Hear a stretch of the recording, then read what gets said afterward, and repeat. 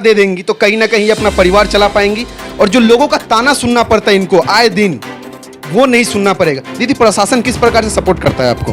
कहाँ प्रशासन सपोर्ट करते हैं? कभी कहीं भी नहीं। They don't support at all, never. ये देखिए, जिस स्टेट में महिला मुख्यमंत्री है वहाँ पे महिला के साथ गलत होता है, प्रशासन सपोर्ट नहीं करता। ये लोग डेपुटेशन में गए थे, मुख्यमंत्री तो said I cannot meet them now. So this is actually wrong on her part, ना? She has refused to meet them. And what is the basic need? Food, shelter and job. This is the Delhi crime, नजर सब पर। भारत एक ऐसा देश है जहाँ पे सभी को अपने बात रखने की आज़ादी है, लेकिन हमारे देश में अभी भी बहुत ऐसे लोग हैं जो मानसिकता के गुलाम हैं, और हालांकि प्रत्येक दिन वो लोग कुछ ना कुछ गलत कर रहे हैं। हालांकि कभी किसी लड़की का हाथ टानना, किसी के साथ कुछ गलत व्यवहार करना, और उससे भी बड़ी बात, हमारे देश में अभी भी एसिड अटैक, जो कि एक बहुत ही घातक बीमारी बनते जा रही है हमारे देश के लिए, वो लगातार चलते जा रहा है। एसिड अटैक, जिस पे देखा जाए तो सरकार कहीं ना कहीं कोई ना कोई स्टेप ले रही है, लेकिन उन लोगों को कोई सज़ा नहीं हो रही है। अगर सज़ा हो भी रही है, बेल करा के निकल जा रहे हैं। उनकी मानसिकता बढ़ती जा रही है, हौसला बढ़ता जा रहा है। कहीं ना कहीं ज़रूरत है उन जैसे लोगों को कड़ी से कड़ी सज़ा देने की। अभी हम लोग उपस्थित है कलकत्ता में, यहाँ पे एक NGO चलता है, एक संगठन जो खास करके एसिड अटैक से जो प्रेरित लड़की लोग हैं उन लोगों को लेकर काम करती है। ये आप देख सकते हैं, मेरे पीछे ये लोग हैं, हालांकि और बहुत से महिलाएं हैं जो लोग नहीं आ पाई हैं। क्या नाम हुआ दीदी? পম্পা দাস প্রামাণিক। कैसे क्या हुआ, कैसे क्या एसिड अटैक? আমার मेरा ससुराल से मेरे को एसिड मेरे फेंका है। क्यों? क्योंकि मेरा जो हस्बैंड है वो एक दूसरी लड़की के साथ अफेयर था उसका, तो इसलिए, और वो जात बात होती है ना, बंगाल गोटी, ये सब के लिए मेरे पर एसिड छोड़ा है। नहीं, मेरा सब लोग ने ससुराल ससुराल का पूरा परिवार मिल? हाँ, पूरा परिवार मिलके। कोई सजा नहीं दिया गया थाना से? नहीं, उठा के ले गया था, फिर उसको छोड़ दिया। वो जो पॉलिटिकल लोग होती है ना, उसको लिए छोड़ दिया। फिर तो जमीन, यहाँ पर तो ज़मीन पर घूम ही रहे हैं। हालांकि हम लोग नॉर्मल ज़िंदगी जीते हैं तो बहुत सारी परेशानियाँ आती है, बहुत कठिनाइयाँ आती है। आपके साथ ऐसा व्यवहार किया गया, आप लगातार डेली अपने रोज़ के कार्य में लगी रहती हैं, कुछ गलत महसूस नहीं होता है? कोई व्यक्ति कुछ गलत नहीं बोलता है? हाँ, बोलती है ना। जो लोग देखता है मेरे को वो बोलता है, ये लड़की यहाँ पे हाइट में बैठी है। जो ट्रेन में हम लोग जाती है तो वो थूथू फेंकती है, हम लोग का देखते थूथू फेंकती है। तो फिर ये सब देखकर मेरे तो हमारा तो मन में बहुत सारा तकलीफ होता है। जो हम लोग तो एक लड़की है, हम लोगों को ज़िंदगी है, बट इस लोग सब लोग समझने मेरे को ये पर मेरे ऐसा हुआ तो इसलिए ये तो तू फेंक रहे है, कौन बोल रहा है, जो ये लड़की को उतने मत दो, ये लड़की के साथ बैठने मत दो, मुँह घुमा रही है। तो हमको तो होती है। फिर ये सब जो मेरा फ्रेंड है, ये सब जो मेरा जो फाइटर्स फ्रेंड है, तो ये सब लोगों के लिए मेरे को तकलीफ तो ज़रूर होती है। ये भी एक महिला है और इनको भी आज़ादी है और महिलाओं की तरह अपनी ज़िंदगी जीने की, लेकिन मैंने बार बार बोला कि हमारे देश में कुछ ऐसे लोग हैं जो मानसिकता के गुलाम हैं। ये भी महिला है और महिलाओं की तरह ये भी अपना काम करती हैं, नहीं तो घर संसार कैसे चलेगा। लेकिन इनके साथ जो बर्बरता पेश की जाती है वो कहीं ना कहीं गलत है, और ये सरकार की नाकामी दिखाती है, और पश्चिम बंगाल सरकार की नाकामी दिखाती है कि स्टेट गवर्नमेंट, यहाँ की मुख्यमंत्री एक महिला है, महिला होने के बावजूद भी महिला के साथ ऐसा होता है एसिड अटैक, उसे पॉलिटिकल के द्वारा बचाया जाता है। ये कहीं ना कहीं गलत है। यहाँ पे और भी महिलाएं हैं। क्या नाम हुआ दीदी? ঝুমা সাঁতরা। कैसे क्या हुआ? শ্বশুরবাড়িতে পাশের বাড়ির সম্পর্কে ভাগনা হয়, সে অ্যাসিড মেরেছে। সে আমাকে ভালোবাসি বলেছিল, আমি রাজি হইনি বলে আমার মুখে অ্যাসিড ছুঁড়ে দিয়েছে। তারপর ওর সাথে কোনো পুলিশ কানুনি? যেদিন আমাকে অ্যাসিড অ্যাটাক করেছে সেদিনই ধরা পড়েছে, জেলে আছে, কেস চলছে, এখনো সাজা শোনানো হয়নি। जैसे कि आप देख सकती हैं, इनके चेहरे पे एसिड मारा हुआ है। দুটো চোখেই দেখতে পাই না কিছু। করে চালান ঘর্ষণ? ওই ধাক্কা লাগে, হাত দিয়ে আগে ঘরের সব করতে হয়, ওরকমই আঘাত লাগে। আমি ঘরে বসে রাখি তৈরি করি, বসে যে সব কাজ করা যায় করি, এই রাখি বানাই। जैसे लोगों को देख के ना बहुत सी महिलाओं को सीखने की ज़रूरत है। ये अपने दोनों आंखों से नहीं देख पाती हैं, उसके बावजूद भी अपने घर परिवार को चलाने के लिए राखी बनाती हैं, राखी बनाकर अपना घर परिवार चलाती हैं। इनसे बहुत सी महिलाओं को सीखने की ज़रूरत है। कि नाम बोले दीदी? তন্দ্রা মাখাল, আমার বাড়ি কল্যাণপুর ডায়মন্ড হারবার লাইনে। ও আমাদের জায়গা নিয়ে এক প্রমোটারের সাথে বাবার ঝামেলা হয়, দীর্ঘদিন ঝামেলাটা ছিল। তারপর একটা সময় গিয়ে জোর করে আমাদের জায়গার উপর থেকে রাস্তা তৈরি করছিল। সেই সময় বাবা গিয়ে আটকাতে ও লোকজন নিয়ে এসেছিল, বাবাকে মারধর করছিল। আর আমি গিয়ে সেই সময় প্রতিবাদ করেছিলাম বলে সবার সামনেই আমাকে হুমকি দিয়েছিল যে হয় অ্যাসিড মারবে নয়তো মার্ডার করে দেবে। তারপরে আপনার ওই 12/2/2017 আমাকে ট্রেনের মধ্যে লেডিস কম্পার্টমেন্টে আমি বসেছিলাম, ট্রেনের মধ্যে ঢুকে আমার মুখে অ্যাসিড মেরেছিল। তারপরে প্রমোটারের নাম ছিল স্বরূপ হালদার।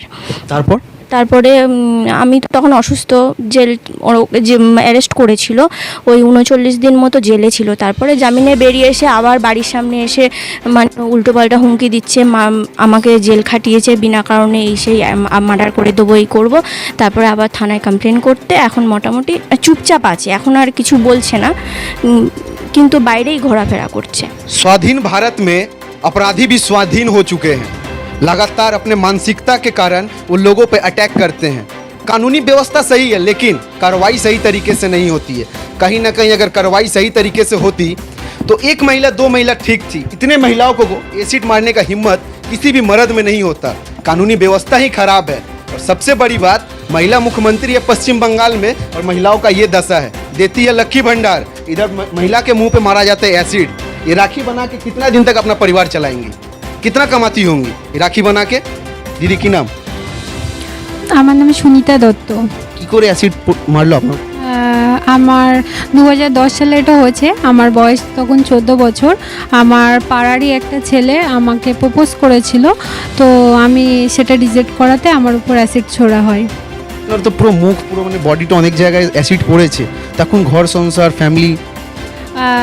যখন আমার অ্যাসিডটা ছড়ে আর কি, তখন আমি তখন অত্যন্ত ছোট। তারপরে আমার 6 বছর কেটে গেছে হসপিটালে, 18 থেকে 19টা সার্জারি হয়েছে। তো আমি ঘরে থেকে আগে বেরোতেই পারতাম না। তারপর আমার এই 4 মাস হলো বিয়ে হয়েছে রিসেন্ট। আমার হাজব্যান্ড আমাকে ভীষণ মোটিভেশন করেছে, আমাকে তার এতে আমি বেরিয়ে এসেছি, ঘর থেকে বেরিয়ে আমি পড়াশোনার জন্য চেষ্টা করেছি। তো করে আর কি আমার বিয়ের পরে আমার শ্বশুরবাড়ি থেকে আমাকে মেনে নেয়নি। না মেনে নেওয়াতে আমি এখন ভাড়া বাড়িতেই থাকি আমার হাজব্যান্ডের সাথে। তো এই আর কি মানে চলছে। সব সিচুয়েশনের মধ্যে তো চলাফেরা খুবই মুশকিল হয়েছে। ভীষণভাবে মুশকিল। আমি তো প্রথমে বেরোতেই পারতাম না। যখন আমি প্রথম ঘর থেকে বেরোই, আমার নিজেকে দেখে আমি নিজে ভয় পেতাম। আর যখন বাচ্চারা আমাকে দেখে, তাদের মা বাবারা বলে ঘর থেকে বেরিও না, মুখে ঢাকা নাও, আমার বাচ্চা ভয় পাচ্ছে। যখন বাসে উঠছি তখন বলছি তোমার পাশে বসা যাবে না, তুমি অন্য সিটে গিয়ে বসো, আমাকে দেখে আমরা দেখে ভয় পাচ্ছি, আমাদের বাচ্চারা ভয় পাচ্ছে, এরকমভাবে কেন বেরোচ্ছ, আমরা কি করে চলবো রাস্তাঘাটে, এরকম অনেক কিছু শুনতে হয় আমাদেরকে। ये भी तो महिला है ना, इनको भी समान अधिकार मिलना चाहिए, चाहे वो पश्चिम बंगाल में हो, दिल्ली में हो, मुंबई में हो, हरियाणा में हो, किसी भी राज्य में जाए। भारत में रह रही है ना, भारत का नागरिक है ना, प्रधानमंत्री चुनने का अधिकार है ना इनको, मुख्यमंत्री चुनने का अधिकार है ना इनको, स्वाधीन है ये, इनको भी सामान्य दर्जा मिलना चाहिए। अगर एक भी वैसे अपराधी को फांसी पे चढ़ा दिया जाए तो कहीं ना कहीं हिम्मत नहीं होगा किसी का कि किसी लड़की के मुंह पे एसिड मारे या किसी लड़की का चलती राह में हाथ पकड़ ले। हालांकि ये दीदी यही है जो इन सब लोगों को लेके काम करती है, इन लोगों को मोटिवेट करती है। नहीं तो ये मान सकते हैं हम, बहुत से लोग ना अपना ज़िंदगी गंवा देते हैं, लेकिन ये लोग एक ऐसे स्टेज पे खड़े हैं जहाँ पे प्रत्येक दिन लोगों का ताना सुनना पड़ता है। और उससे भी बड़ी बात, अपना परिवार जिसके लिए ये सब कुछ करते हैं, इनका परिवार इनको भी ताना मारता है। वैसे लोगों को ये लेके काम करती हैं। दीदी क्या समस्या आता हो? There are a lot of problems. Basically, Brave Souls, the founder is Shaheen Malik, who is also an acid attack victim, and she had thought about this organization to help the acid survivors. So the main problem which we face is, first and foremost, the CM has to stop sale of acid in the shops. That should be stopped, because acid is very easily available and you can commit a crime within 10 rupees or within 20 rupees, and the life is spoiled. कहीं ना कहीं एक महिला का जिंदगी बर्बाद करने के लिए 10 रुपया ही काफ़ी है। तो वैसे चीज़ को तो बंद कर देने में ही भलाई है।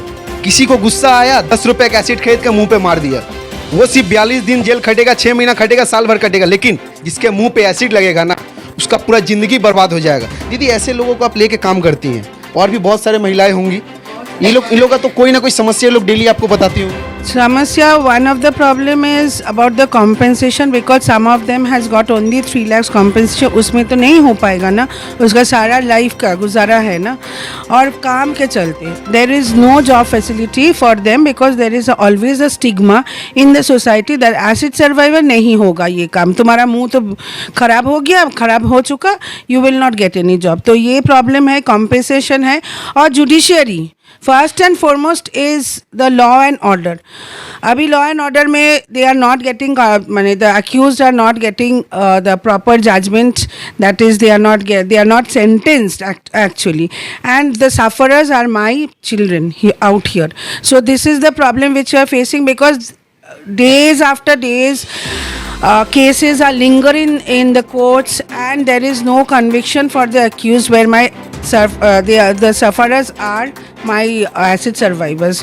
So I shouldn't say survivors, I should say fighters, क्योंकि वो लोग फाइट कर रहे हैं सोसाइटी में, and they of course they face problem because रोजी रोटी का एक बात है, फर्स्ट कंपेंसेशन है, और ये स्टिग्मा ये हम लोग को हटाना चाहिए. तो सीएम के पास यही है because she is a lady, she is a woman, she should feel for us, she should feel for these people.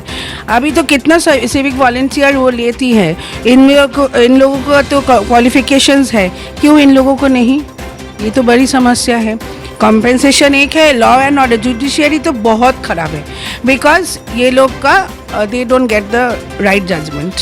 कहीं ना कहीं ये सब घटना ना प्रशासन की लापरवाही का पोल खोलती है कि प्रशासन किस प्रकार से लापरवाह होते जा रहा है. एक पे अटैक होता है, अगर उसी को पकड़ के अगर सजा दे के फांसी पे चढ़ा दिया जाए ना, तो दूसरा का हिम्मत नहीं होगा. हालांकि दीदी ने कहा कि सिविक वॉलंटियर की नियुक्ति हो रही है, पश्चिम बंगाल के मुख्यमंत्री नियुक्ति करिए सिविक वॉलंटियर को, इन लोगों को भी उसमें दे दीजिए रोजगार.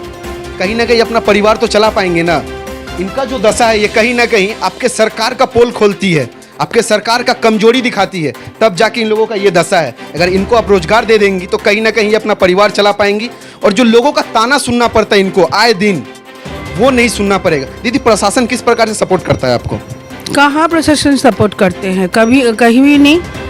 They don't support at all, never. ये देखिए जिस स्टेट में महिला मुख्यमंत्री है वहाँ पे महिला के साथ गलत होता है, प्रशासन सपोर्ट नहीं करता. ये लोग डेपुटेशन में गए थे, मुख्यमंत्री तो said I cannot meet them now. So this is actually wrong on her part, na? She has refused to meet them. And what is the basic need? Food, shelter and job.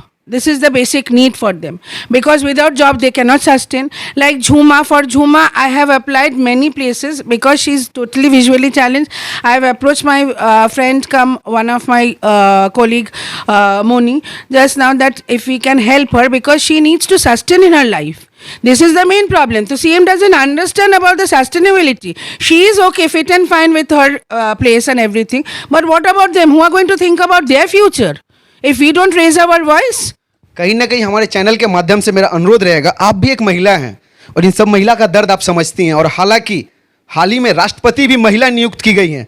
मेरा माननीय राष्ट्रपति से भी अनुरोध रहेगा कि इन लोगों की तरफ देखिए. हालांकि ये वीडियो को मैं ट्वीट करूंगा और इसके माध्यम से मैं दिखाना चाहूँगा पश्चिम बंगाल में सरकार किस प्रकार से काम कर रही है और पश्चिम बंगाल में प्रशासन किस प्रकार से काम कर रही है. कहीं ना कहीं अगर प्रशासन अपने काम ईमानदारी से करती तो एक भी महिला को एसिड नहीं लगता. अगर खुदा ना खास एसिड लग भी गया तो एक दो महिला को लगता, बाद बाकी को एसिड मारने का हिम्मत नहीं होता किसी भी इंसान में. प्रशासन ही लापरवाह है. प्रशासन सही रहता तो कहीं ना कहीं गलत नहीं होता. और कोर्ट एक केस के बाद दूसरा केस पेंडिंग पे पेंडिंग होता जाता है, तो न्याय कहाँ से मिलेगा? जिसके पास पैसा है वो तो पैसा के बदौलत छूट जाता है. तो इन लोगों के ऊपर तो यही डिपेंड करता है कि आपको एसिड से मारा गया है, आप आराम से कोई दूसरा काम कीजिए. रोजगार तो है नहीं पश्चिम बंगाल में. इनकी तरह और भी महिलाएं हैं जिनके पास रोजगार नहीं है, और उन महिलाओं से भी पीछे है ये, क्योंकि इनको लोग देखना नहीं पसंद करते हैं. ये बोली बस के बगल सीट में बैठते हैं, बगल सीट में बैठने वाला व्यक्ति बोलता है आप यहाँ से उठ जाइए. कोई तो बोलता है मेरा बच्चा डर रहा है, मुंह तोप लीजिए. क्यों भाई? ये भी तो समाज की महिला है ना, इनका भी समान अधिकार है. मेरा अनुरोध रहेगा माननीय उच्च न्यायालय से कि इस विषय पर चर्चा होनी चाहिए, और कहीं ना कहीं इस पर एक ऐसी व्यवस्था लानी चाहिए कि जो व्यक्ति एसिड मारे या तो उसको फांसी दे दीजिए या लाइफ टाइम कारागार में बंद करके रखिए, ताकि लोगों को हिम्मत ना हो और ऐसी महिलाएं रास्ते पे चल सके. कहीं ना कहीं मेरी माँ होगी, मेरी बहन होगी, ये लोग भी किसी का परिवार है. अनुरोध रहेगा खैर, इस एसिड अटैक की व्यवस्था को दिखाते हुए और पश्चिम बंगाल सरकार और प्रशासन का पोल खोलते हुए दिल्ली क्राइम न्यूज़ के लिए मैं रोशन कुमार मिश्रा। जय हिंद।